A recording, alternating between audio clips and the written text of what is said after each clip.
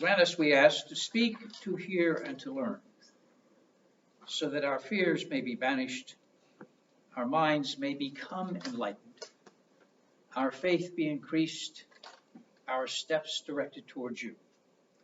Amen. Amen. That opening prayer, by the way, is an old congregational prayer from the early 19th century in New England. Before I begin today, I want to thank the author of the book of Ecclesiastes. I want to thank Charles Dickens, who wrote A Tale of Two Cities in 1859.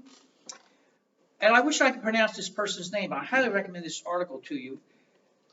Mikito Kakutani. I'm sure that's all wrong. She wrote a piece called The End of Normal Times in the 29th of December 2019 New York Times. It's in the section. You'll love it. It's an incredible article. She mentions John Meacham, Richard Hofstadter, people you may have run across in your readings. I will include it in the next newsletter. It's an incredible article, The End of Normal. And then I want to thank Chris Arca and his class, his very first class, minding his own business, when I opened the door and tiptoed into the class trying to be not seen. You have no idea what I'm talking about. It gets worse. All right, let's take a look at what went on. I am slow. I don't know if you've ever found yourself looking at something and not realizing that you're way, way behind. I was looking at the end of 2019 into 2020, and when reading this article, it very quickly dawned on me it was also the end of a decade. Did you all pick that up? No. You didn't. You didn't. Good. The rest of you did. We'll go home. I mean, this is terrible. I could not believe I missed it was the end of a decade. This article was quite an eye-opener to the decade. And I take a look back, and it turns out the decade was interested. It starts out with great promise. And with the end of decade, with the House sending impeachment articles off to the Senate, and with trying to get a limit on war power, so you know who doesn't start a World War III, just because they were watching Fox News and kind of twit. Turns out this is the hottest decade in humankind. It's been recorded. I don't know if you knew that. It turns out American life expectancy declined for the third year in a row. It turns out that we are having epidemics of people dying young from meth. And it turns out from an article I glanced at today, again in the New York Times, that we have a vast section of our population that is dying rapidly. They had this article on a school bus of kids. It gave you an idea what the kids were. And almost all of them are now dead or been incarcerated. And they're not even 35 or 35 or so. Right. It was. They said there's a whole thing going on in our society, and we're so caught up in politics, we're missing a major fabric of our society that has been unraveling for the last half century, but it is now reaching crisis points. Locally, I don't know if you're aware of this, the poverty rate of Miami-Dade County, which posts such great things as Miami Beach, Fisher Island. We have Bentleys in this county, Maseratis everywhere, and our poverty rate is 20%. 20%. I don't know if you're aware of this. I'm sure you are. We have some of the lowest wages in the country. We have the highest rents right now in the United States in Miami-Dade County. Be glad you are where you are. And I don't know if you're aware of this. In this county right now, the average person's paycheck, 41% goes towards rent or mortgage. You realize that's unsustainable. That kind of going for your paycheck with low wages. And I also just read that more and more people are moving to South Florida than the other spot in the country right now, which means that this is all going to get worse. Have you driven your car down Kendall Drive lately? Have you driven your car anywhere in Miami lately? According to Mr. Meacham, what happened is, and most people are not really aware of this, I think we're in denial. I remember a very famous thing in 12-step programs, denial is not a river in Egypt. The reality is, he said, 2008, a lot of people never recovered from 2008. The top 1% did, but a lot of other people did not. We have an economics professor. Is that true? Would you agree with that? There are vast sections of the economy that never really recovered from that. We think they did, but they didn't.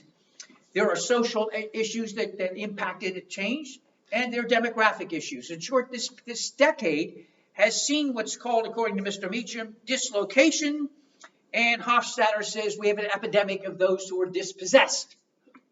So if you have been dislocated because of economics, dislocated because of social class or whatever you consider important, even here in Miami, we see shock of shock demographic changes.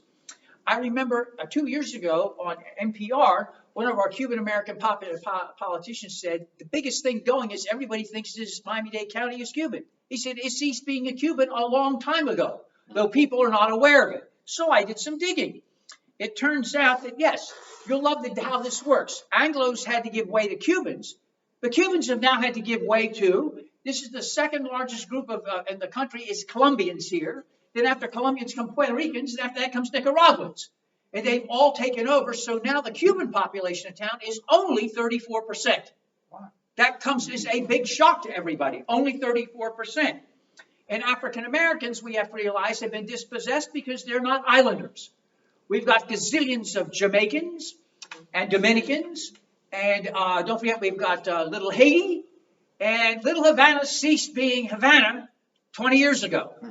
So everybody is feeling somewhere dispossessed, dislocated, uprooted, and things aren't the way they used to be. I'm not sure they ever have been, but people are feeling it acutely in the last decade. By the way, I did some more digging and found this is nothing new.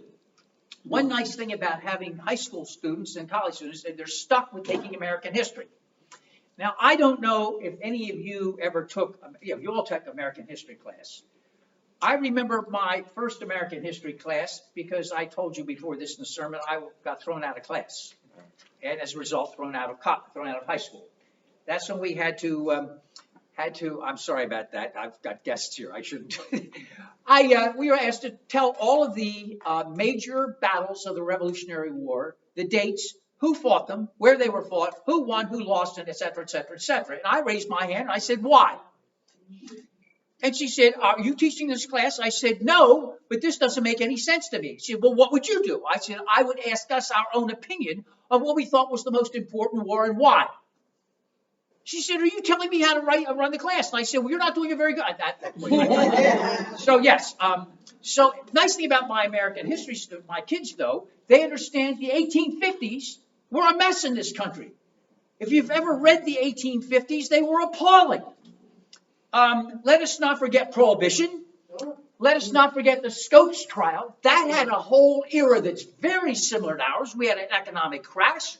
We had one small group. It was called the Triumph of the Methodist Church, with the Baptists tagging along Prohibition. We had one small group try to imprint on the rest of the country how they should behave socially. And then, of course, don't forget, women were trying to come in their own. They got slapped down too. Remember? And then, of course, there was the McCarthy era. Let's not forget that. That was a big stain on American freedom. I don't know if you're all too young for the McCarthy era, but the McCarthy era was an incredible time when people were frightened to even speak until finally he was broken at the Army McCarthy. But by that time, incredible damage had been done. Let us not forget also some other things in American history that were dispossessing. The theory of manifest destiny. Does anybody remember that? Manifest destiny was the idea the whites from the East had a right to take over land from Native Americans, First Nations, and also kick out the Hispanics that have been there for 500 years. Don't get me started. All right. Then we also had, by this, the Ku Klux Klan. And the Ku Klux Klan, evidently, I didn't realize this, went through 3 different periods. But now, of course, they're alive and well in white supremacy. That, as you well know, is alive and well at the upper powers of the White House. So as I look back on all of this, let us not forget social media. Social media is a new thing, and that has taken over us. You all are young. Well, compared to me today, everybody's young. Well, you are. I mean, I remember there was a time before no cell phones. It was marvelous. I remember being at Zion Church and just north of Allentown. And it was, I treasure this now. I remember when you left and you were on hospital rounds, you would go, and I had to go to Lehighton's Hospital, and I had to go to Palmerston's Hospital, and I'd go all the way over oh, come on, I'm blanking. The big one. Yeah, there was Allentown, Bethlehem, and then I took in Allentown. It was understood that I was gone for the day. So people called the office. They said, Dr. Claus is making hospital rounds. That was understood. There's no interrupting. When you got back, he's not going to go back, going all the way back down. You're done for the day. And people said, when you go 2 days from now, when you make rounds, could you also add this? There was none of this interrupting. You have to go back, and people tracking you wherever you go. It was lovely when I look back at it. I remember, my kids don't get this at all. I remember the big technological advantage of was my sophomore year of college, Smith Corona came out with a portable electric typewriter. I said to my students the other day, does anybody know what a typewriter is? People raised their hand. They said, I think so. I mean, there wasn't time before all this tech. And I do remember in 1995 when I got my first computer, the one that had a screen about yay big, had a big long thing in the back. Yeah. And I remember them telling us, I remember this vividly, this will save time. And in the back of my primitive brain cell, that primitive part said, no, it won't. No. Something that I thought, no, I'm not a light. I'm sure this is true. Another person, I don't think so. With all this dispossession and all this dislocation and all this anger, I came up with 5 things. In Buddhism, there's always 4, this, 5, that, so I came up with 5. Number 1, do your DNA. My students have to get up. And because of the Middle East, I did not ask them their backgrounds because I have lots of students from the Middle East. So I asked my students this week, for those of you who did your DNA, is anybody interested in volunteering their DNA? Well, I was amazed at the number of kids that did their DNA, and all of them wanted to share it. Oh, it was wild. You will not get, I think all but one had Africa somewhere mentioned in their DNA. And I said, Carol Ryder, one of our, who's now living in the Arctic with Jeff, said, when you get your birth certificate, they ought to mandate you get your DNA. And I said, that makes sense because with everybody having African roots, if you're a racist, you start life hating yourself, which is not a good way to start life. But people had China, then they had northern Germany, they had the islands, or they had some part in Latin America. I mean, people were literally all over the map, and people were dumbfounded. And I'll never forget this one student who said she was Cuban. And I said, you realize Cuba's a layover? Well, it's more than that. So she looked it up. And I said, by the way, you've got more white skin. She said white, it was pale. Freckles and black hair. I said, you look Irish. You have to have some Irish. No way. I'm Cuban. I said, get your DNA. Get your DNA. Obviously, I'm here in Peninsula. But then she gets Moroccan. Mali, does anybody remember what was in Mali? What famous town? Timbuktu is in Mali. Then, of course, you go to the coast of Senegal. So she had Senegal, Mali, and she had Moroccan. Her parents are now having the vapors. They're out of it. Then she has a whole swath load of Irish, Scots, and Welsh. Her parents are still in recovery. They thought they were this. I said, you're everywhere. If you're in Spain. The Moors were in Spain for 700 years. And that means probably have a good chance of getting African. If you're northern Spain was basically unoccupied till the 2nd and 3rd and 4th centuries, and they were occupied by the Goths and Visigoths, who came from Germany and East, and ultimately from Kazakhstan. So you have made Borat as your cousin, or a trader in Timbuktu. I love it. My kids thought this was wild. Gaelic speakers in the north of Spain. Sure, right. Irish and then minority in Iowa. Right. So you've got all of that. My students think that's tremendous. Their parents are not so sure. I said, well, talk to your parents. That's where you came from. They thought that was funny. DNA, get your DNA. It will broaden and if you're like me, you just think that's an absolute hoot at how much you have in your backgrounds. Unless you don't. Well, there's some. Yeah, well, I know, but you're weird. I mean, we know that. All right. Number 2, this year, vote. Vote your values. All I'll simply say, without getting into a long thing, I don't want to hear about those who people are mad at. The Republicans did what they needed to do. They went out and voted. Let me remind you the current occupant of the White House won because in the Electoral College, 144,000 Democrats didn't vote.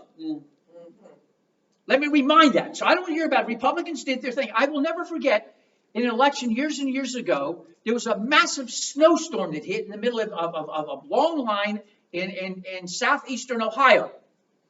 And this was when Gore was running against Bush. And this blizzard comes up, and they did a study of all the people left, liberals. The fundamentalists stayed and froze and voted. Now, I'm tired of this stuff. I'm tired. If you have values, then vote. Number one, get your DNA. Number two, vote your values. Vote your values. Number three, put down the phone. What has happened with us and phones? Let me tell you about Chris Arca and phones. Your professor has these classes. I have 3 special students. I put my phone down on this top, put the phone down, talk to the students, get all my stuff, go home, go to pick the phone up out of my bag. No phone. Do you know what happens to you when you lose your phone? You die. You have no life. At this point, I have to get in the car, go back to Miami-Dade College, because I couldn't call anybody, because I didn't have any phone to call anybody to ask, would you check and see if my phone is in my room? No, I had to. Nobody was around. There were no phones. Can you find a payphone anywhere? In hell, probably, but not here. I get in, and there's Chris Arca, who you know, he's been here from time to time. He'll be here again later this year. He finishes his doctorate. There he is, a full class, his first class. I come in like this, thinking nobody will see me, tiptoeing in like this. Arca goes, Claus, I stop the class. 40 students are looking at me, and I gingerly go over, pick up the phone, look at it, I said, I've come to get my life. My life. The whole class roared, and I tiptoed back out again. What is this with phones? Has anybody ever lost your phone? Is it nuts? What have we done with phones? It's like, and I'm as bad as everybody else. I have to see the news. I have to see this. I have to see that. There's an app for everything, by the way. You do know that. There's an app for everything. We need to put down the phone. Everywhere I go, everything I read is you need to put down the phone and start visiting around you. See what's around you. Talk to people. Talk to them. Not text them, but actually talk to them. I suggest to my students, did you ever write a note to somebody? They had no idea what I was talking about. Didn't have a clue what I was talking about. It was totally beyond them. They didn't get you actually write, other than an exam, you could actually write something. So we had like note, writing a note 101. Number 4, Zen time. I think maybe that part of Buddhism might be good, helpful this time. Think small. Think small. We have a miniature dachshund. Miniature dachshunds are cool. They're small. I used to have big Scottish deerhounds. I never thought I would like something small. Small is cute. We're small. We have great energy. We have great love. Where can you get that today? Nobody asked anything. It's just, this is all voluntary. Things that are small can be good. They're doable. They're possible. They have things that we can grasp. And maybe rather than big, get, the most toys wins and all the rest of that thing, maybe now is a time with all that's going on around us that's so confusing, doing something small that counts. You bring a friend to church. You ride someplace. You enjoy a lunch with somebody. You talk with somebody. You bring somebody with you tomorrow. You're going to be taking something tomorrow. You do something that's doable and you can feel it and enjoy it. Think small. Maybe we need to refocus. And number 5, make kind. This is going to be a nasty year. It's going to be a nasty year. It's already started out nasty. And it's important for us to remember to try as best as we can to be kind when we can. You know, the reality is we always talk about values. But one of the most important values we have is being nice. And there are people who are nice people with whom you can honestly have disagreements. There are people who you can know who can look at things differently than you. They are good people, nice people, but you can learn to disagree agreeably. I know that sounds very old and very strange, but it's also very true. Just because somebody disagrees with you does not mean they are suddenly demonized. That's not in our value system. So I now added on my emails, make haste to be kind.